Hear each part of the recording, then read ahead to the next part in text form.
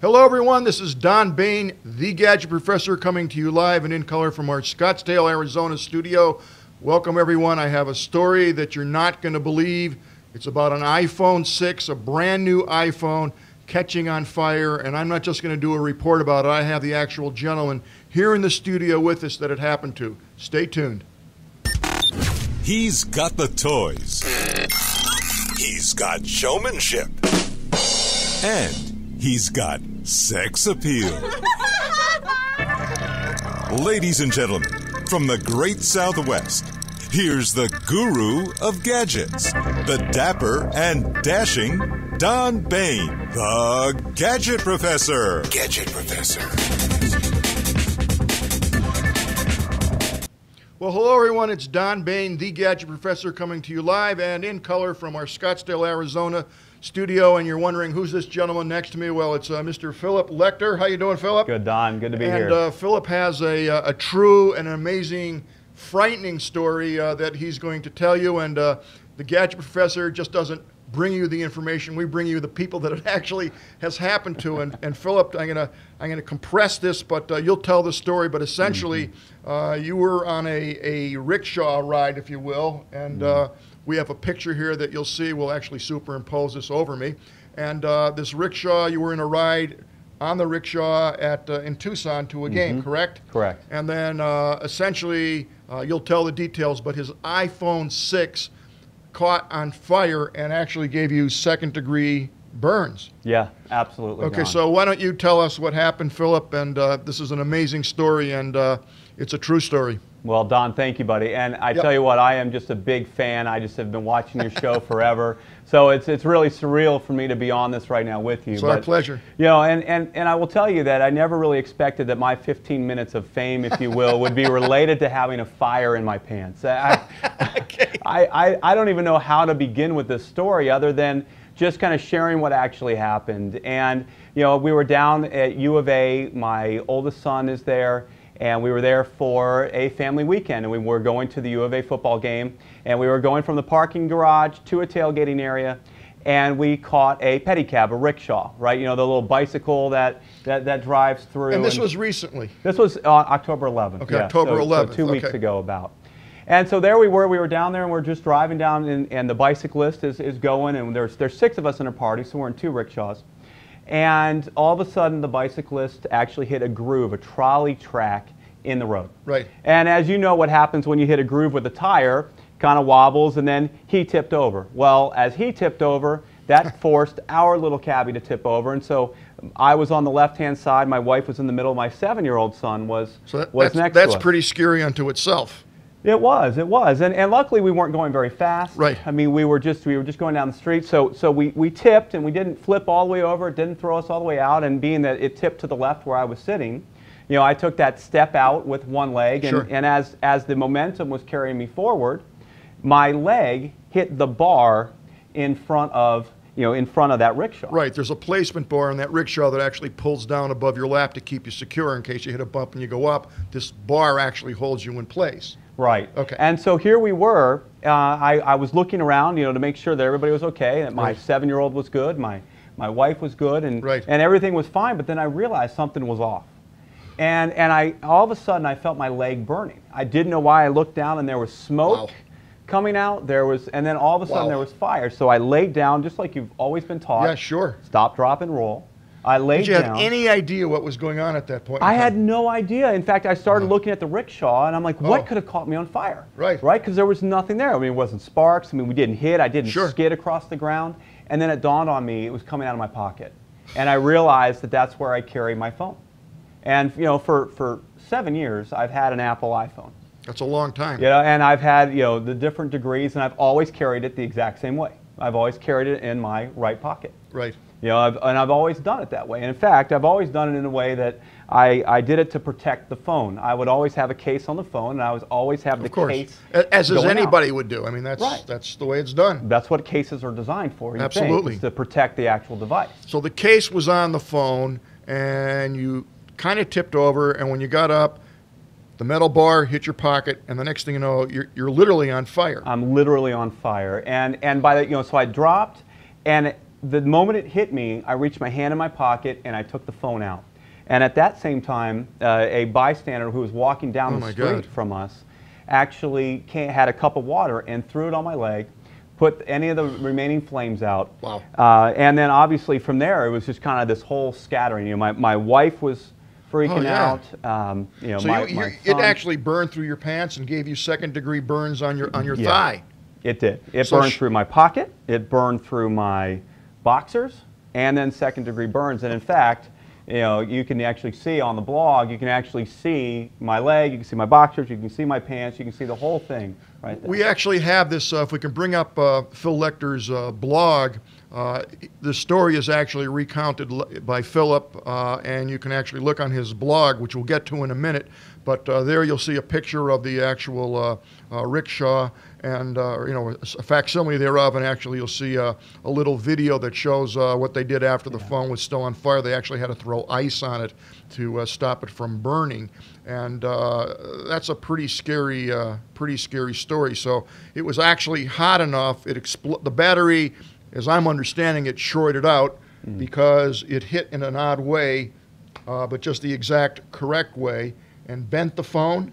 Yeah, that's exactly what happened. And in fact, in taking it to Apple the next day, I had a chance to talk to the technician, and he was speculating, of course. I mean, they hadn't gone in and really looked at it. So he went to the iPhone store in Scottsdale. I did. I came back up that next day because that's, you know, I just purchased Apple Care on the product to make sure that if I scratch the thing, I can replace it because I live on my phone. Well, usually you think you're going to drop it in water but not catch on fire. Not, and particularly in a way that would burn me. Right, and a brand new iPhone 6 at that, you would expect that all those bugs, if you will, have been well documented and fixed. I would too. Well, and not to mention that I've had iPhones for years, and so under no circumstance have I even had to replace my phone.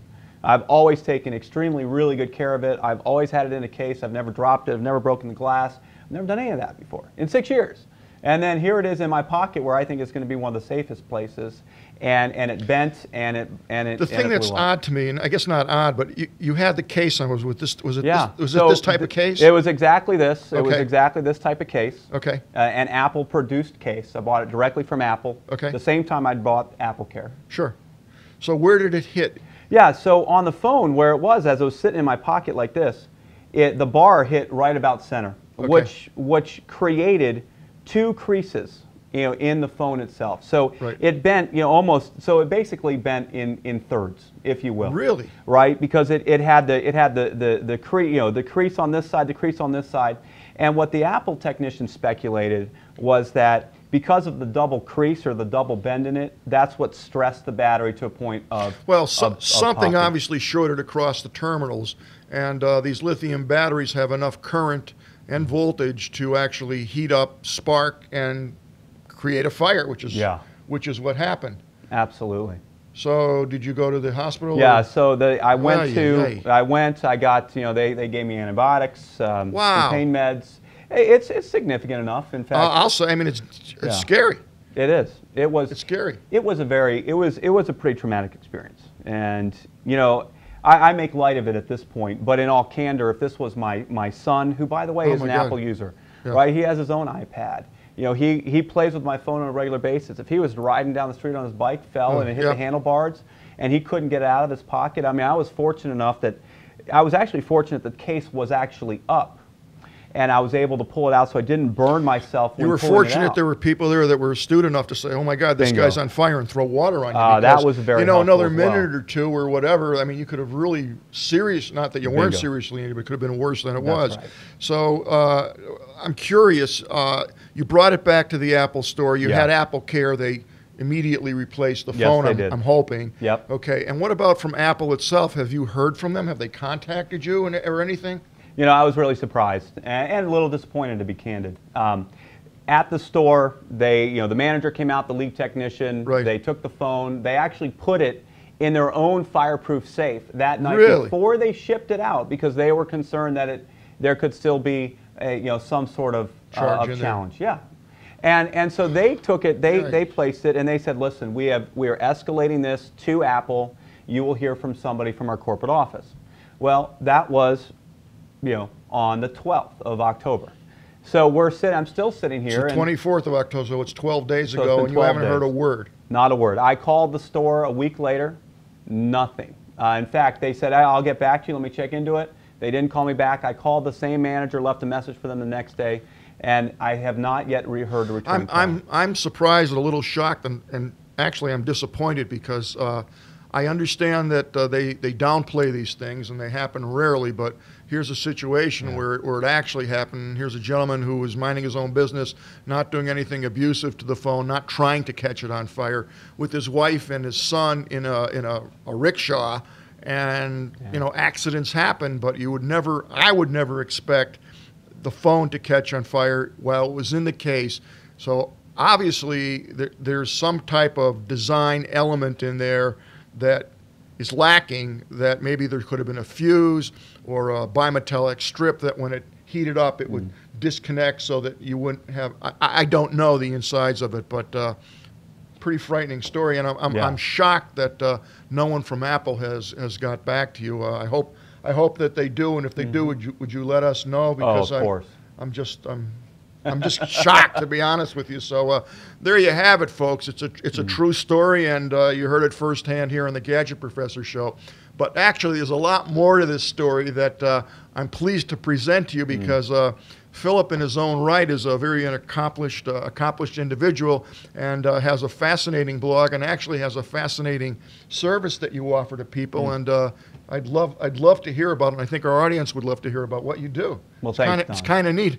Yeah, Don, at the end of the day, I'm a business leader, business coach, and I work with individuals to drive their business to a whole new degree. And so I created philiplector.com with the purpose of giving real valid information in a blog format, so articles, things to think about, the different directions that you need to take as a business owner or wanting to create a business is all designed right there. So I work with CEOs. I've been brought in to drive organizations that are all established to make that next leap, whether that's to go from a couple $100,000 in sales to a couple $100 million in sales. I've had that opportunity to be a part of that. And so philiplector.com is really a collection of the lessons that I've learned over the the 20 plus years that I've been in this business, working with individuals, working with business owners, working with entrepreneurs. I think that's the real story behind this. I mean, I'm sorry you had the problem with the iPhone, but Philip is the consummate professional. I happen to know him. I'm honored to know him, and I'm assuming you're okay if we put your email address up there.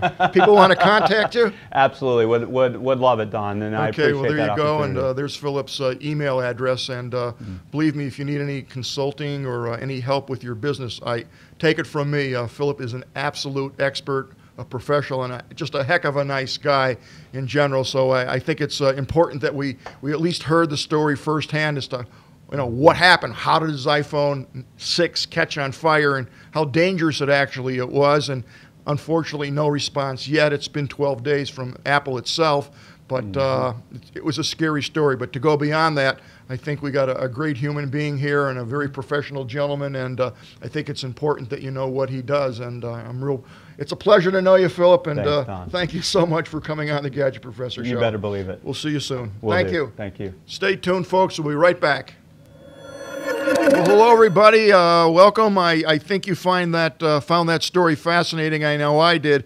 I got to tell you, before Phil left about 2 minutes ago, we actually stopped the tape because he had to leave. But Phil actually pulled up his pant leg, and he has a huge bandage on his thigh, like that, and actually has pictures of the wound, and it's pretty gross looking. And this is 12 days later. It was a severe wound. I had no idea that he still had it bandaged up, and they were quite worried about infection and so on and so forth. But he's still getting medical care for the wound he received. And if I would have known that, I would have said, hey, can you show everybody your bandage? But I had no idea. I just thought it was a little burn, but it's like that.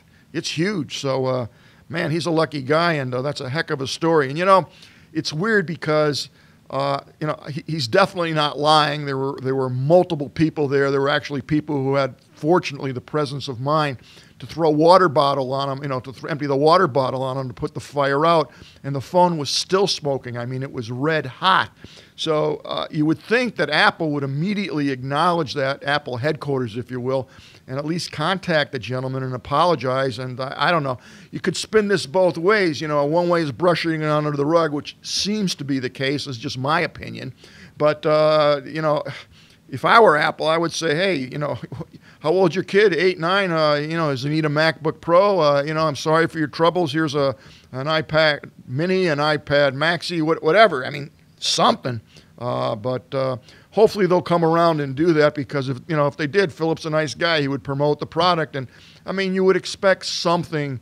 I would expect something from the company, given the severity and the scariness of the accident. But I'm glad that Phil was able to come in and tell us firsthand what happened, and interesting story. And also, he's a very bright individual. And again, if you need any consulting services in the area of business, he's a pretty sharp cookie. So you can contact him at any point in time. So let's get started, ladies and gentlemen. Thank you so much for tuning into the Gadget Professor. We're on episode 179. If you're new to the Gadget Professor, welcome on board. I'm glad that you're here. If you're old to the Gadget Professor, welcome back. I'm sorry I couldn't get an episode out last night. I had a very scary day. We had a medical family emergency, but I'm pleased to tell you that everything is under control at the moment, as much as it can be, and we'll get into that at a later date, but everything is okay now. So if you're new to the Gadget Professor, you want to get the show notes, folks. If you go on our thegadgetprofessor.com and scroll halfway down on the right-hand side, you'll see important pages, and underneath that it says newsletter. All you have to do is put in your email address, and what happens is every Thursday evening, Arizona time, we will, for you, automatically send you the show notes. It's 100% free. I do not send you any email other than the Gadget Professor show notes, and what that is a collection of every single thing that we talked about on the Gadget Professor show that day. It's all hot links, so you can check out the apps, you can check out the gadget, so on and so forth, and the hacking news, and it's free, it's enjoyable, it's fun, so definitely subscribe to the show notes. Also, we have a Facebook page. That would be Facebook.com/Gadget Professor. I would love it if you like me, because I like you. We are heard in 172 countries around the world, so I got to like everybody. And we had some new people sign up this week, and I definitely enjoyed the conversations that we had with those people on Facebook. And certainly, you can email the Gadget Professor 24 hours a day, 7 days a week at thegadgetprofessor@gmail.com. That would be thegadgetprofessor@gmail.com. And if you want to follow us on Twitter, that would be @GadgetProfessor. And we tweet all day long about the latest in gadgets. And if you ever were to go to my Rebel Mouse page, that would be Rebel Mouse/Gadget Professor. If you were to look at that page, every couple minutes, this page is dynamically updated, which means that every time a new gadget comes out, any kind of gadget, you will see it here on the Rebel Mouse page. And this actually takes everything that we everything that we tweet and makes a pictorial of it and actually links it to the website that made the announcement. So if you're into gadgets, you can check this thing 5, 6, 7 times a day, and it's always going to be changing. So that's a lot of fun. And again, you can follow us on Twitter at Gadget Professor. Now, let's get into the hacking news of the day. Officials warn that 500 million financial records have been hacked. Federal officials from Washington, this comes out of Washington, this was USA Today yesterday, federal officials warned companies Monday that hackers have stolen more than 500 million financial records over the past 12 months, essentially breaking into banks without ever even entering to the building. So, today you don't have to be a bank robber like in the old days of Jesse James or whatever with guns and hurting people. They just sit in their basement somewhere on a laptop and hack into the site and extract millions of dollars of information and other personal things that you don't want people to know about, and they just sit there and do this all day long. We're in a day when a person can commit about 15,000 bank robberies sitting in their basement. It goes on to say that everybody, you're going to be hacked. End of story. It's not if or when you are going to be hacked or have already been hacked or are continually being hacked. And there's just no way around it. So for all you businesses that don't have a plan, wake up and get with the program because you're going to need one. Moving right along for cybersecurity and more hacking, Chinese hackers may have hacked into Apple's iCloud. So this is a very interesting story. It's on CNBC. I won't take the time to read the whole thing, but if you're interested, I'll have this article in our show notes that you can read about and check it out for yourself. Now, here's an interesting story that's actually occurred here in the Tempe, Arizona area, which is very close to where we are located. And I'm still trying to figure this out. GT Advanced Technologies, the company supplying Apple with the Sapphire for the Apple Watch, Sapphire Glass, has announced their partnership between the two companies is over. Less than a year old, the deal drove GT Advanced into bankruptcy after the company didn't stick to the agreed timetables for Sapphire production, and Apple had to abandon its plans for the Sapphire-protected iPhones and hold back payment of $139 million. Well, again, this will be on the show notes. You can read the story, but from where I'm sitting, they actually built, GT Advanced Technologies actually built a brand new, extraordinarily large building.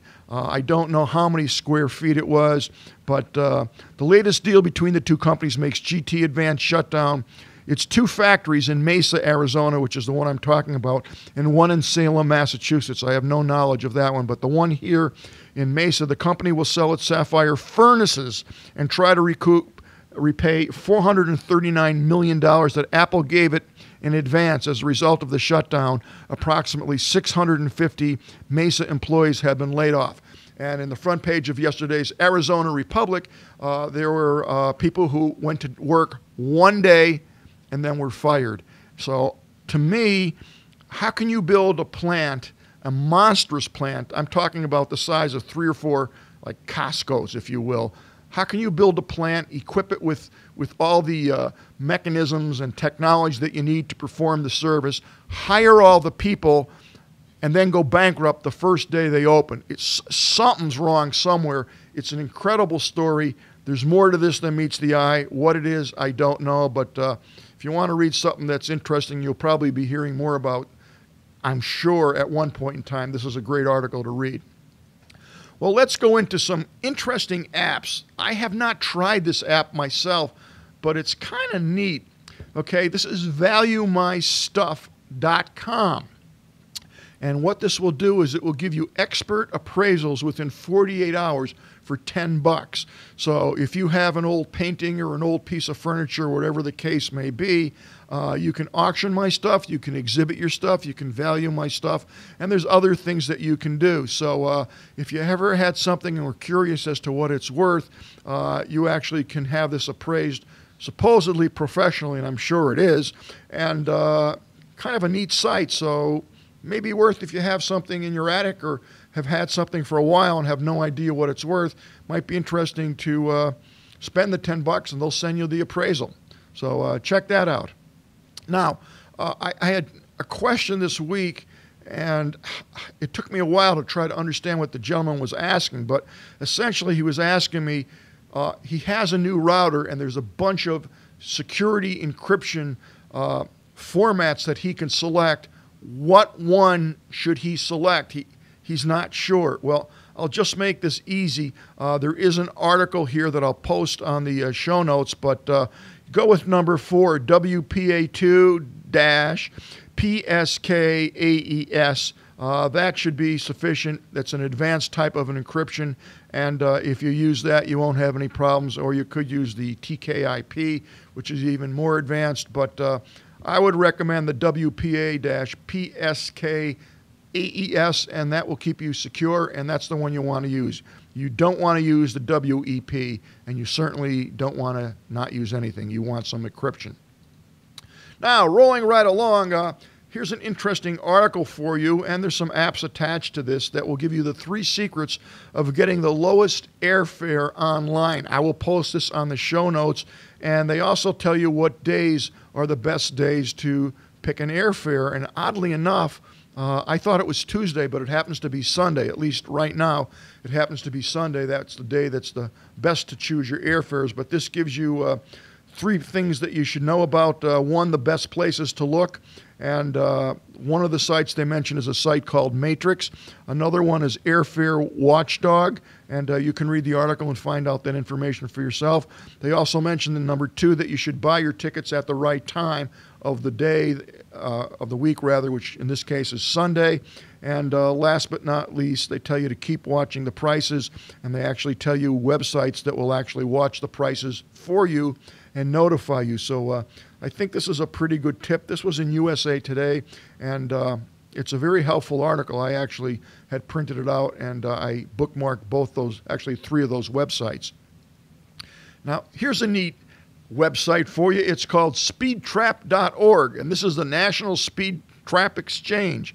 Speedtrap.org is the place to find, share, and discuss speed traps. So if you are planning a cross-country trip and you have your tablet with you or your smartphone, you may want to check out this site because it's updated continually, and this gives you detailed research by the United States Department of Commerce has shown that the safest route of travel is a few miles per hour above the average traffic speed, and 4 speed limits set below the average speed is what the traps are typically looking for, and you don't want to go too fast because you'll sacrifice safety. But long story short, this is going to tell you where the speed traps are.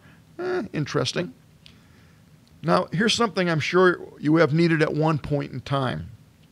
You're asked to fill out a form on the internet, and they ask you for your email address, and you just don't want to give them your email address for whatever reason.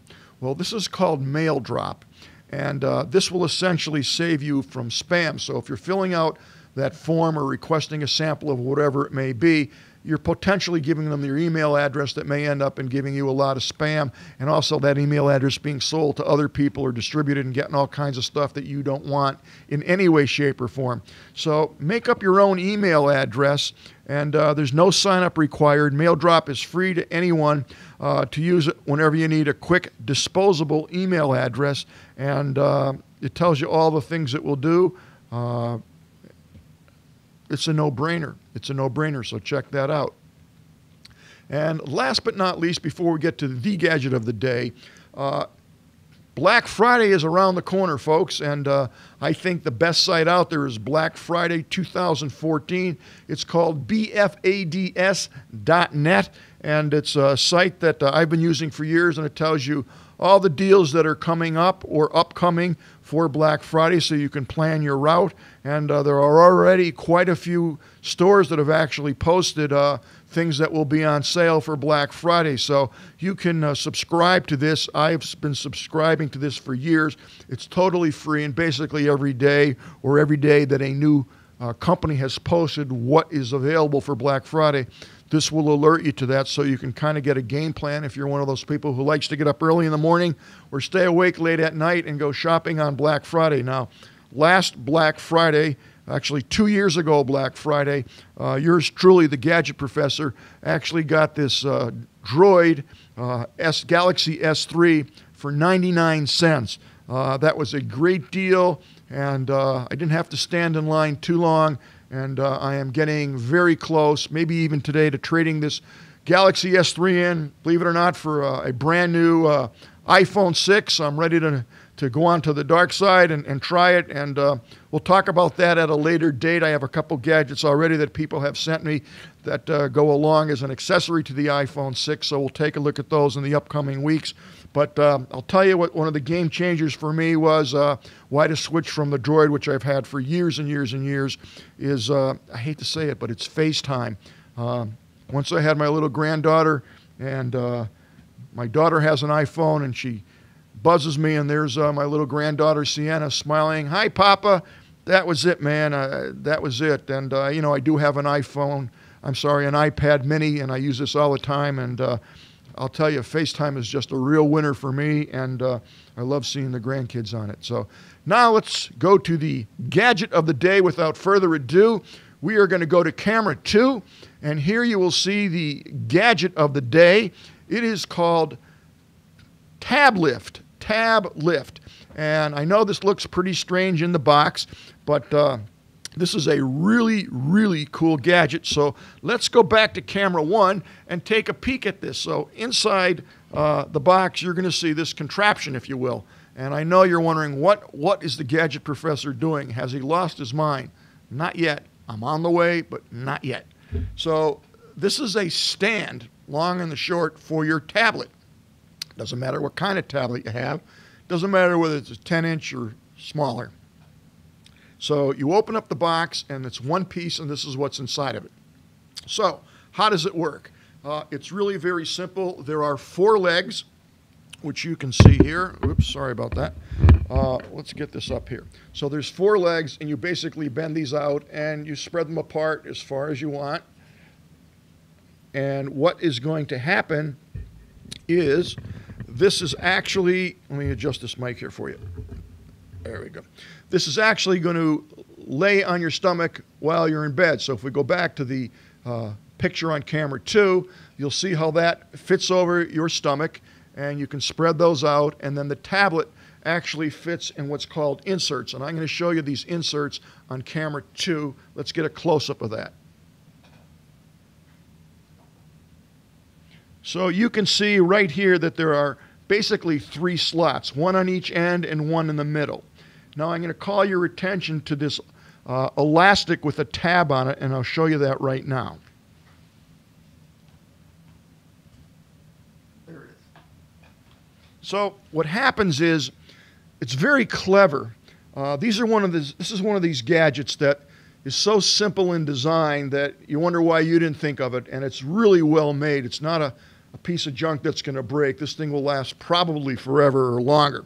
So what happens is there's a hole here, and you actually take this elastic with the tab on it, and it actually goes down through the hole and then up and around. And on the top of it, I'll try to show you this again on camera 2, there's a little tab that goes over the side or the top. You can put it vertically or horizontally. Let's take a close-up of camera 2.